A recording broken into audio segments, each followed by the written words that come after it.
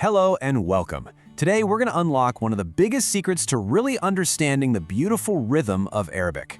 It's a concept called Tanween, and believe me, once you get the hang of it, you'll start to hear the language in a whole new way.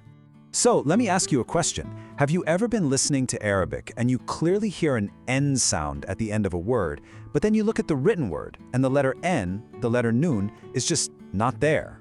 It can be pretty confusing, right? So where is that mystery N sound actually coming from? Well, the answer to that little puzzle is a brilliant feature of Arabic called Tanween. At its core, it's really simple. It's just the doubling of a short vowel symbol at the end of a noun. And this does two amazing things at once. First, it adds that N sound we were talking about, and second, it makes the noun indefinite. Think of it as the difference between saying the book and a book. All right, here's our game plan for today. We're going to meet the three different types of Tanween.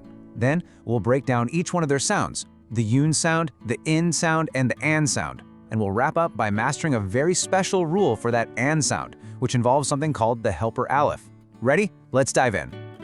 Okay, so Tanween isn't just one single thing. It actually comes in three different flavors, and each one has its own unique symbol and its own unique sound. Let's take a look at all three of them together so you can see what I mean. So here, you can see the three forms on top of the letter ba. On the right, we have the sound boon. In the middle, the sound is bin. And over on the left, we have ban. Now don't worry, we're going to break each one of these down very slowly and very carefully one by one.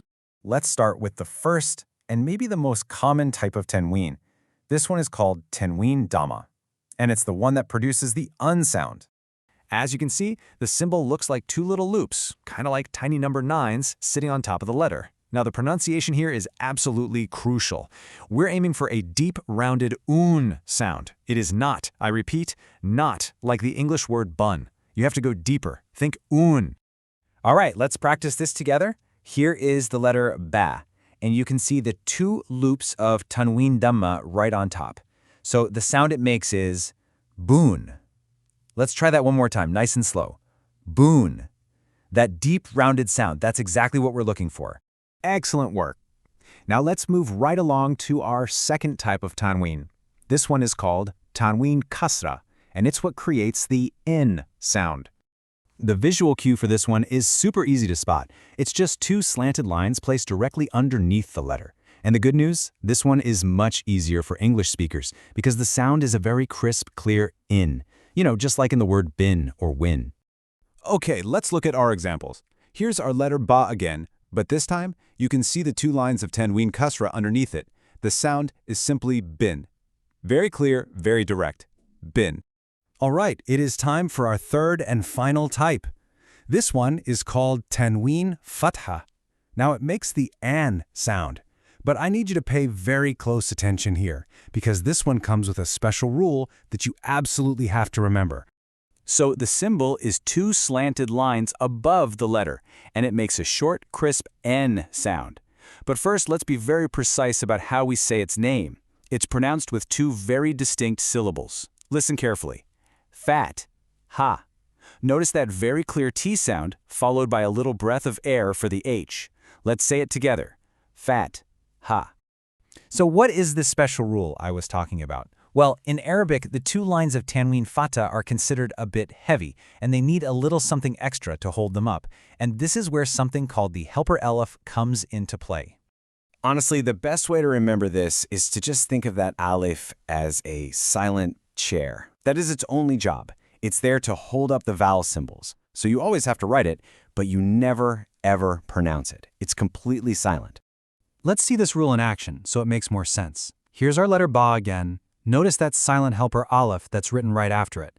But the two lines of the Tanween Fatha are sitting on the ba, not on the Alif. So the sound stays short and crisp. The pronunciation is simply bun. It is not ba'an, just bun. Wonderful. You've now officially met all three types of Tanween. Now, to make sure this all really sinks in, let's put it into practice with a very common Arabic word, Kitab, which, as you know, means a book.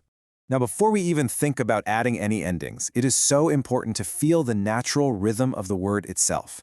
It has a short start, followed by a long stretch. The first part, ki, is short and quick. The second part, tab, is long. Listen to that rhythm again. Ki-tab. Short, long. Ki-tab. If you can feel that rhythm, you are more than halfway there, I promise. Okay, now let's see how this all builds together. We are going to keep that exact same rhythm, short, long, and just add our 3 Tanween endings. Listen very closely. First, kitabun. Next, kitabin. And finally, kitaban. You hear that? The core rhythm, kitab, never changes. We just snap on the new sound at the end. And this pattern works for so many words. Let's take the word for elephant, which is feel. Notice that long 2-beat vowel sound. We really have to stretch the fee. Now let's apply our endings. It becomes feelun, and then feelin, and finally feelin. Once you start to see this pattern, you'll notice it everywhere. That was excellent work. You have just learned the 3 fundamental sounds of Tanween and their special rules. So let's pull everything together onto one simple screen to help it all stick in your memory.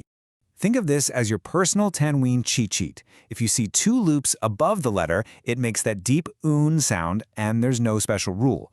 If you see 2 lines below the letter, it makes the crisp in sound, and again, no special rule. And if you see 2 lines above the letter, that makes the an sound. And that's your cue to remember you also need that silent helper alif.